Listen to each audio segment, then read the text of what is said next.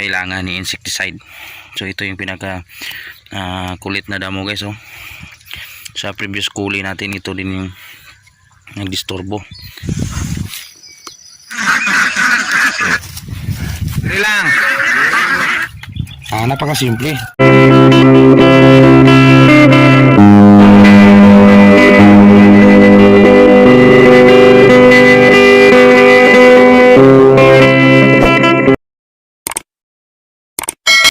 Sakto morning mga kasakto. So kasakto update tayo sa ating litos na half can, yung kalahating lata. Again, improvise nursery yung ginawa natin. Again, yung ating tanim lettuce iceberg. Again, sa video routine may mga previous video na tayo nito kung paano natin ito ginawa. So hindi na mahirap kung from the start sinundan nyo ng video, meron kayong matututunan. Hindi na tayo bumili ng buto, hindi tayo bibili ng seedlings, tayo lang yung nagpa-seedlings. Yan. So ang gawin natin ngayon, 5 araw pagkatapos nag-fertilizer. So ito na yung hitsura. Maka Monday pwede na yung i-transplant. So next 3 to 5 days or 4 days siguro pwede nito matransplant kasi malaki na, consistent na mabuhay yung ating pinalaki o pinasidling na lettuce iceberg o lettuce ball sa ibang lugar. So yan, hindi ganoon kaganda pero at least maganda yung kanyang bulas. So kung hindi tayo sana tumigil sa lettuce, mahuhuli natin yung presyo ngayon. So napakaganda yung presyohan ngayon. So sige lang, tiis lang tayo baka makaabot na to. So pansin nyo, maraming damo. Again, kung maraming damo, siyempre bubunutin. Yun ang pinaka best gawa ni insakto. May share natin sa ating kapwa farmers. So sa pagbunot, hindi ako gumamit ng kahit anong material except lang doon sa aking improvised na kawayan. Yun. So ganito, semi-cultivate din.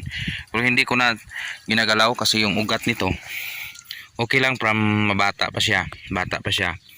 So bata pa siya, okay nagalawin, pero ngayon yung ugat niya kasi guys is parang nag-cross na dito sa row niya, sa columns niya. Yan, marami na yung ugat niya. So hindi natin bungkalin yan. Yung pamaraan natin dyan is kukunin lang ng pamagitan ng kamay. Yan, simple lang.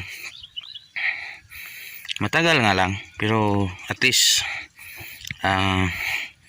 malinis yung ating pagkatrabaho.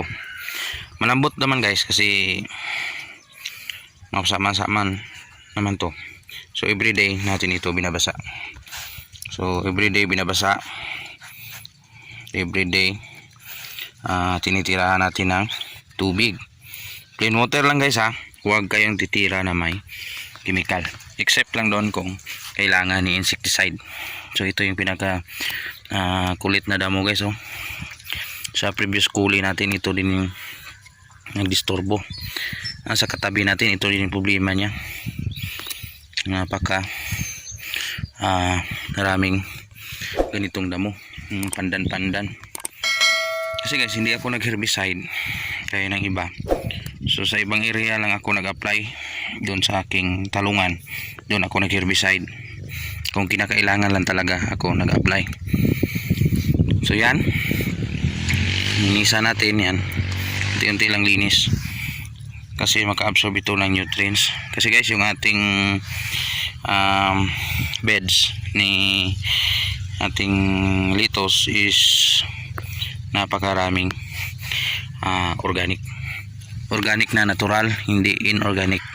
Natural na organic gaya ng matabang lupa, kinukuha natin sa mga dyan sa gilid-gilid ng mga pilapil yan.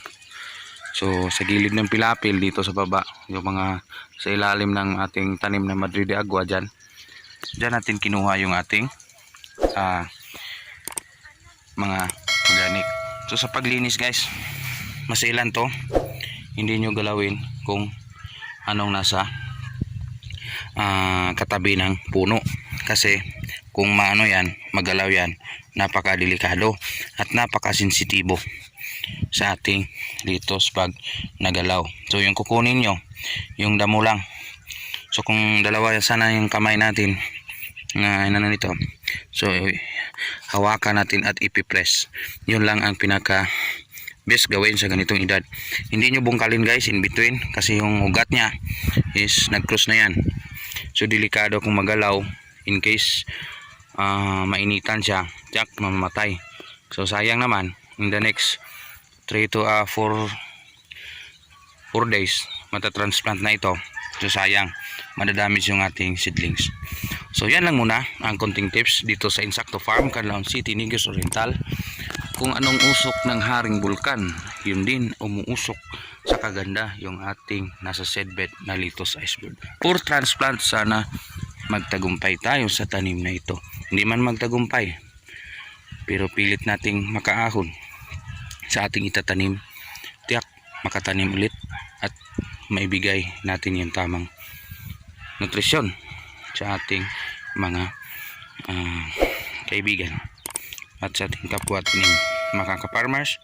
Insakto TV, salamat.